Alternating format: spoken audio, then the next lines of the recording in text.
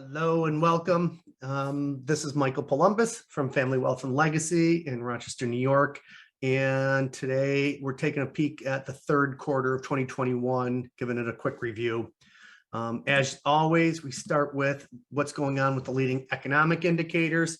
And as you can see from the section over on the right, all of the leading economic indicators were positive except for weekly manufacturers' hours worked, which was flat, and consumer confidence, which was negative. Our take on this is that with all of the government spending and the stock market being so high, the vast majority of people are expecting bad things.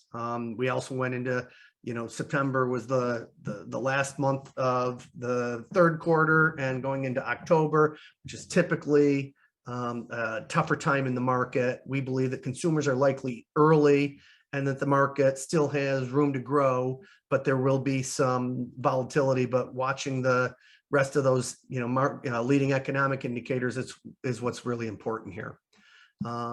Coming into this, here's the S&P 500 at different reflection points, and just reviewing the returns that follow market downturns.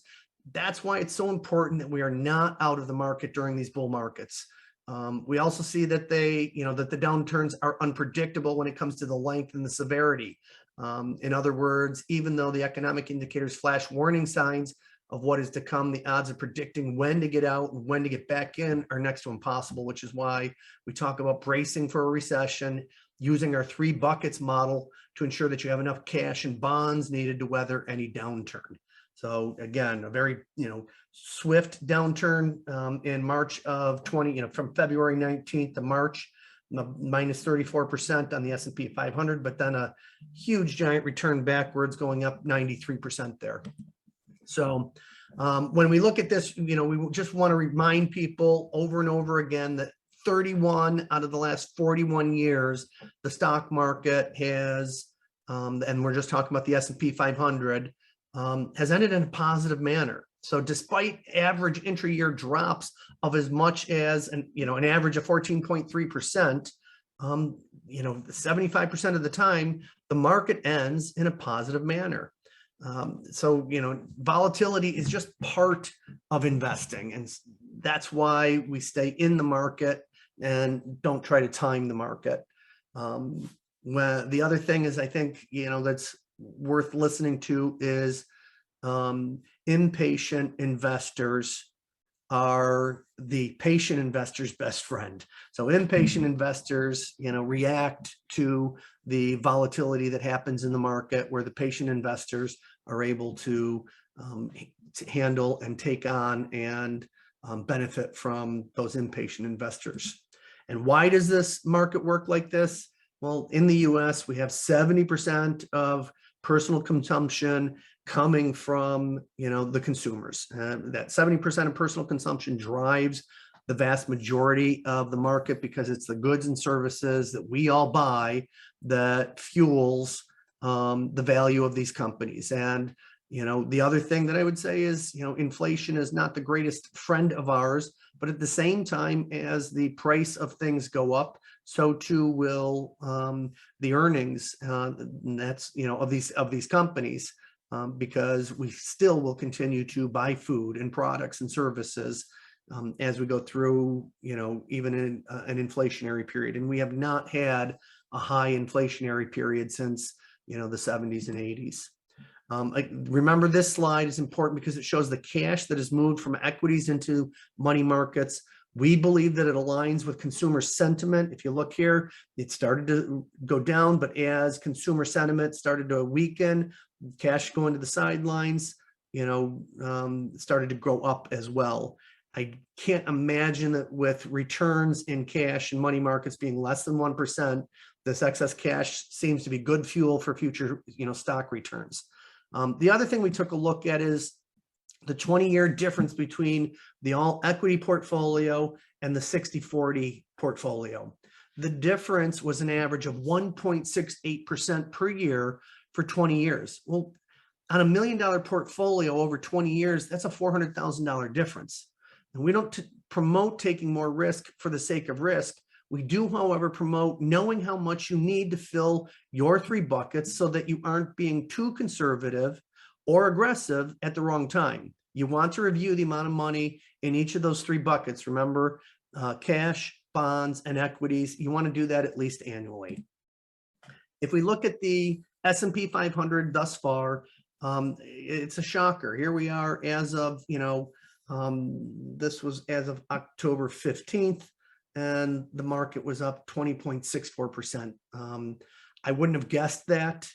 We still had, some volatility in September and October, but nothing that we feel that should be a concern for any of us at this point.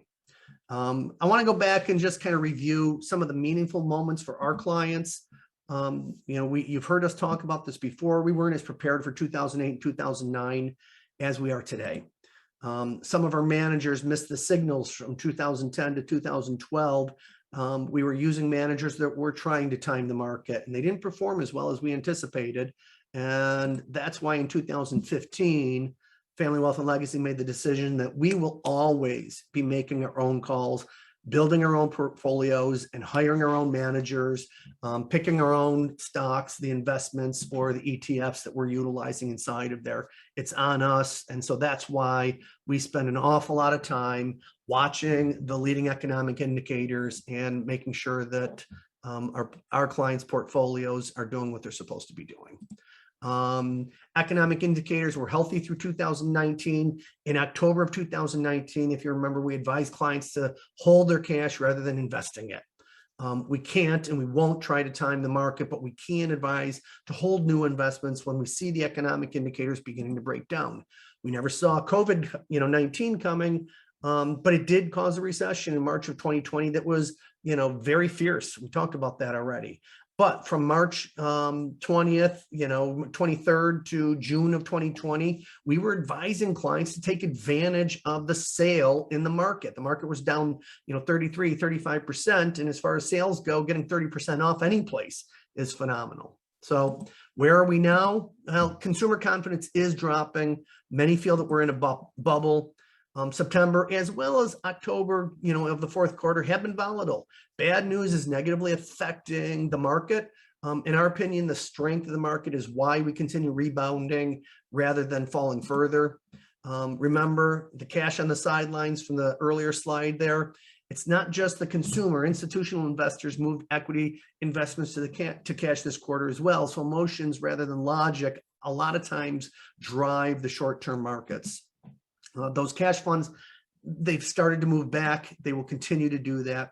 Even with all the recent volatility, we are 15% positive through the first 3 quarters of 2021.